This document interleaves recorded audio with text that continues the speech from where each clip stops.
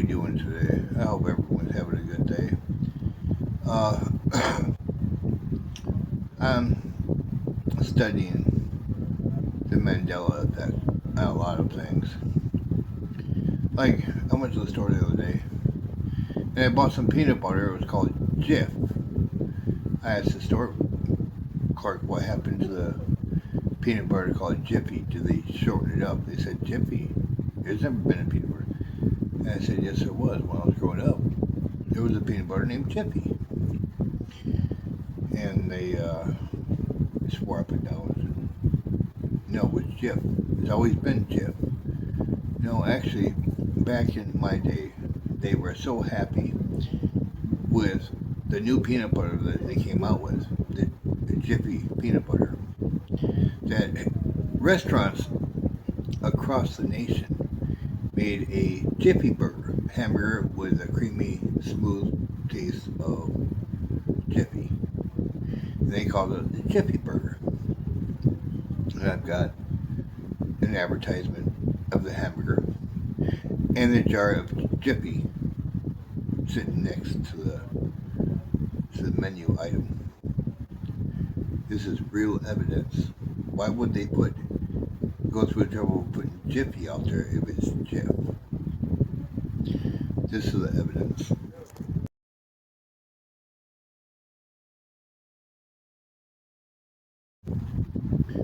Now, since you've seen that evidence, the big debate on did Ed McMahon work for a Publishers Clearinghouse? Now, if you Google it, they'll say he never worked for Publishers Clearinghouse. He worked for American Clearinghouse, which no one's ever heard of. So how can he work for someone and people claim that he never worked for Publishers Clearinghouse when there's photos of him giving a Publishers Clearinghouse sweepstakes check to a lady? And this is that photo.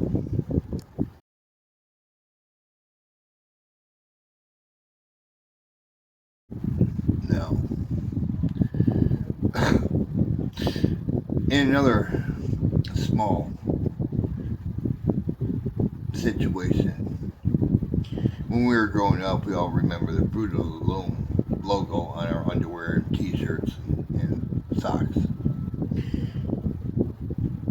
And the logo always had the cornucopia on it, but according to the government and everyone else, that the cornucopia was never there. It was always just a picture of the fruit and a picture of the salad and stuff, and the leaves. They had all the fruit, but didn't have the cornucopia. Okay, and all these things I mentioned are supposed to be false memories. Well, where do these false memories come from? It ain't just me that thinks that. It has seen that. It is 100 million other people. Where will these false memories come from? Here's my proof that Fruit of the Loom had the cornucopia along with the fruit.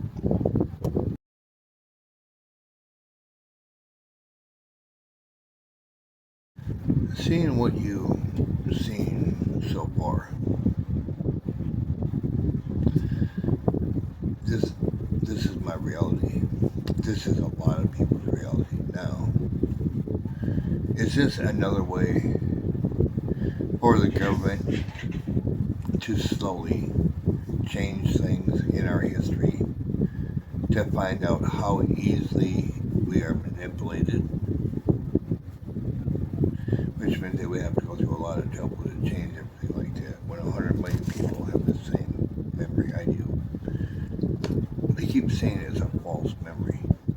Well, in order to have that false memory, you would have to have been in a situation where these would be evident, but not real. But obviously they are real because I have proven that. So, that being said, is it a government conspiracy? Or is it a situation in which the scientists who have been studying time travel in different parallel universes actually ripped open a hole in space and time, and our universe collided with another parallel universe, causing the memories that I share with 100 million other people being the real past. And at the time the rip happened, people born at that time only remember that past. Now, I'm willing to entertain that idea, just like the Mandela effect. That's what they call it, because they say Mandela didn't die in the 1980s in prison, but he did. I remember watching on TV, and so do 100 million other people. But if you were to look up the history today, he served as president from 1990 till he died in 2013 in South Africa as president.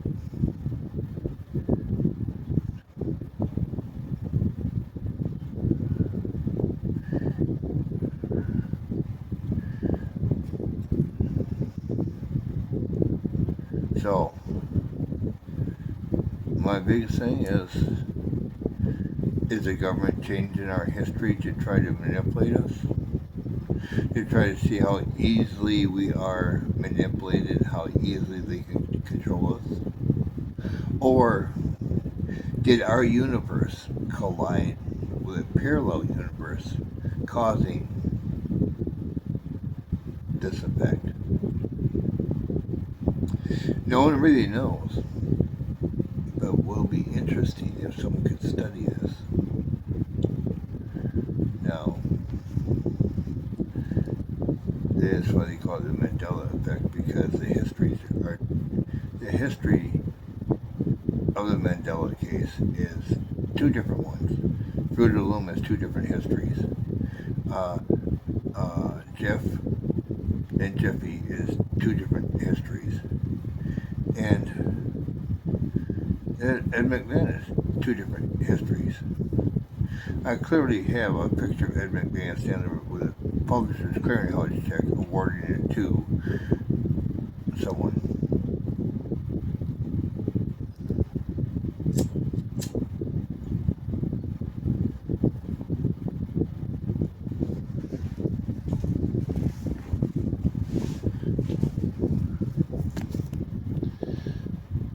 Will we ever know what really happened?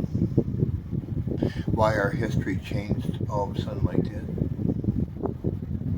We may never know. But with my proof, I feel that the government is trying to change things and see how easily we are manipulated and controlled.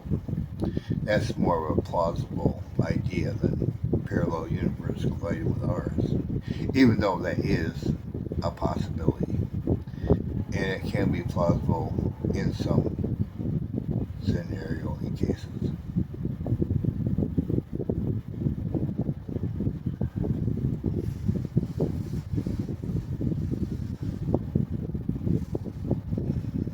Well, I'm Jim with Life's Adventures. Keep it real.